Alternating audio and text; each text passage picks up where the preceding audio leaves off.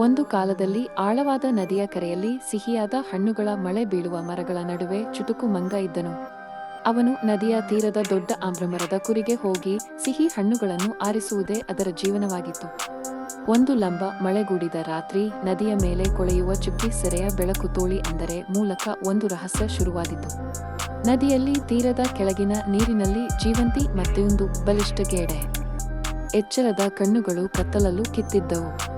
ಆ ಗೇಡೆಯು ತೀರದ ಮರಗಳ ಸೊಗಸನ್ನು ಗಮನಿಸಿ ಮಂಗದ ಶಾಂತ ಏಕಾಂತಕ್ಕೆ ಮೋಹಪಟ್ಟಿತು. ಅದು ಪ್ರತಿದಿನ ಹತ್ತಿರ ಬಂದಿತು. ಹೀಗೆ ನದಿ ಮತ್ತು ಮರ ನಡುವೆ ನೆನಪು ಹುಟ್ಟಿತು. ಮಂಗಕ್ಕೆ ಪಡೆ ಒಂದು ಹೊಸ ಸ್ನೇಹದ ಅನುಭವವಾಗಿತ್ತು. ಸೀಮಿತ ಮಾತುಗಳ ನಡುವೆ ಮಂಗ ಮತ್ತು ಗೇಡೆ ದಿನದ ಬೆಳಗಲ್ಲಿ ಮಾತುಕತೆ ಪ್ರಾರಂಭಿಸಿದರು ಮತ್ತು ವರ್ಚುವಲ್ ರಚೆಯಾಯಿತು.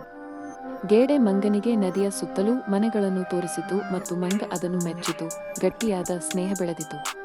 ಮಂಗ ಸಾಮಾಜಿಕವಾಗಿ ಹಂಚಿಕೊಳ್ಳುತ್ತಿದ್ದ ಹಣ್ಣಿನಿಂದ ಗೇಡೆಯನ್ನು ಆಹ್ವಾನಿಸಿ ತಾವು ಹಂಚಿಕೊಂಡಾಗ ಸಂತೋಷ ಎಂಬುದನ್ನು ಕಂಡಿಯಂ.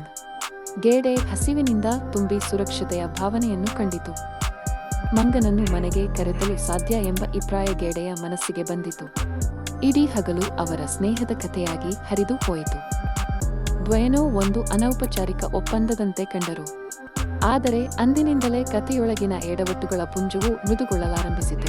ನಿರೀಕ್ಷೆಯ ಚೀಲದಂತೆ ಗೇಡಿಯ ಮನೆಗೆ ಮರೆಯಾದಾಗಿ ಅದರ ಏಕಾಂತಿಯಲ್ಲಿನ ಹೆಂಡತಿ ಗೆಮ್ಮೆಯು ಮೂಲಕ್ಷಣವಾದ ಉದ್ದೇಶ ಕೈಗೊಂಡಳು. ಅವಳು ಗೇಡೆಯನ್ನು ಭೋಜನಕ್ಕಾಗಿ ಮಂಗನ ಹೃದಯ ಬರಹವನ್ನು ಬೇಕೆಂದಂತೆ ಮನವಿಸಿದಳು. ದ್ವೇಷದ ಬೀಜ ಬೆಳವಣಿಗೆಯಾಯಿತು. ಗೇಡೆ ಜೊತೆಗಿನ ಪ್ರಾಂತ್ಯವಿಲ್ಲದ ಭಾವನೆ ಮತ್ತು ನಿರ್ದಿಷ್ಟ ಮನೋಭಾವದಿಂದ ಚಲಿತಗೊಂಡು ಅದು ಹವ್ಯಾಸದಲ್ಲಿ ಬಿದ್ದು ಹೋದಂತೆ ನಡೆಗೊಂಡಿತು. ಅವನು ಮಂಗನನ್ನು ಮನೆಗೆ ಕರೆತರುವ ಒಂದು ಮಿಡ್ನೈಟ್ ಯೋಜನೆಯನ್ನು ಮಾಡಲು ನಿರ್ಧರಿಸಿದನು ಮತ್ತು ದೂತತ್ವವನ್ನೇ ಜೀವಮಾನದಂತೆ ಅಳವಡಿಸಿತು. ರಾತ್ರಿ ಬಂದಾಗ ಗೇಡೆ ಮಂಗನನ್ನು ಕರೆದಿತು. ಸತ್ಯದಲ್ಲಿ ಮನೆಗೆ ಕರೆತರುವುದಾಗಿ ಮಿಶ್ರ ಭಾವನೆಗಳಲ್ಲಿ ಉರಿಲುಂಟಾಯಿತು. ಮಂಗನನ್ನು ನೆಮ್ಮದಿಯಾಗಿ ನದಿಗೆ ಕರೆತಂದಾಗ ಆ ಹಿಂದಿನ ಸ್ನೇಹದ ಸ್ಫೂರ್ತಿಯ ಮೇರೆಗಾಯದಲ್ಲಿದ್ದೆಂದು ಅಪಾಯಕಾರಿ ಯೋಜನೆ ಹೊರಹೋಗಿತು. ಮಂಗನಿಗೂ ಒಂದು ತರ್ಕಮಯ ಮನಸ್ಸಿತ್ತು. ಗೇಡೆಯ ಸಂಗತಿಯನ್ನು ತಿಳಿಯದಿದ್ದರೂ ಕೂಡ ಅವನು ಸಂಶಯವನ್ನು ಕೋಳಿ ಹಂತವಾಗಿ ಕಂಡನು. ಅವನು ತಕ್ಷಣವೇ ಒಂದು ತಂತ್ರ ರಚಿಸಿದನು. ನದಿಯ ಮೇಲೆ ಬರಲಿಲ್ಲ ಎಂದು ತಿಳಿಸುವ ಭಾವದಲ್ಲಿ ನುಡಿದನು ಮತ್ತು ಸಂತ್ರಸ್ತನಾಗದ ತಂತ್ರ ತಾಳಿಸಿಬಿಟ್ಟನು. ಮಂಗನು ಹೇಳಿದ, ನಾನು ನದಿಯ ಮಧ್ಯದ ಮರದ ಬೆರಗಿನ ಹಣ್ಣುಗಳನ್ನು ವಿತರಿಸಿದ್ದೇನೆ ಎಂದುವಂತೆ ಅವನ ಮಾತಿನಲ್ಲಿ ಸಮಾಧಾನ ತುಂಬಿತ್ತು. ಗೇಡೆ ಅವನ ಮಾತಿಗೆ ಬೇರೆ ಕಾರಣಗಳನ್ನು ತಿಳಿದುಕೊಳ್ಳಲು ಪ್ರಯತ್ನಿಸಿದಾಗ ಮಂಗನು ತಕ್ಷಣವೇ ಚತುರ ಮಾಯಾಜಾಲವನ್ನಾಡಿ ಸಮಯವನ್ನು ಪಡೆದನು. ಆ ಸಮಯದಲ್ಲಿ ಮಂಗನು ಹಾವು ಹದಗೆ ಏರುವ ರೀತಿಯ ತಂತ್ರದಿಂದ ಶಾಖೆಯ ಮೇಲೆ ಕುಳಿತಿದ್ದ ಹಣ್ಣುಗಳನ್ನು ಧೈರ್ಯದಿಂದ ಗೆದ್ದನು. ಗೇಡೆ ಮನೆಯಿಂದ ವಾಪಸ್ ಬಂದಾಗ ತಾನು ಮೋಸಕ್ಕೆ ಬಿದ್ದಿದ್ದಾಳೆಂದು ತಿಳಿದಿತು. ಮಂಗ ತನ್ನ ಕುತಂತ್ರದಿಂದ ತಮ್ಮನ್ನು ರಕ್ಷಿಸಿದನು.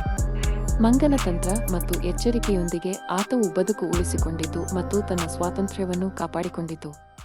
ಗೇಡೆಯ ಮನಸ್ಸಿಗೆ ತನ್ನ ಮಾಡಲಿನ ಫಲ ನೀಡಿದಂತೆ ಖಿನ್ನತೆ ತುಂಬಿತು. ಒಂದು ಜೋತೆಯ ಭಾವನೆಗೆ ಅವನು ಪಾಠ ಕಲಿತನು.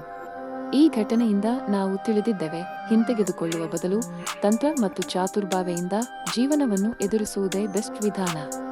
ಸಣ್ಣ ಚತುರತೆ ದೊಡ್ಡ ಅಪಾಯವನ್ನು ತಪ್ಪಿಸಬಹುದು ಎಂಬುದನ್ನು ಈ ಕತೆ ನಮಗೆ ಸ್ಪಷ್ಟವಾಗಿ ಹೇಳುತ್ತದೆ. ಸುದ್ದಿಜ್ಞಾನವೇ ಎಂಬ ಪಾಠ.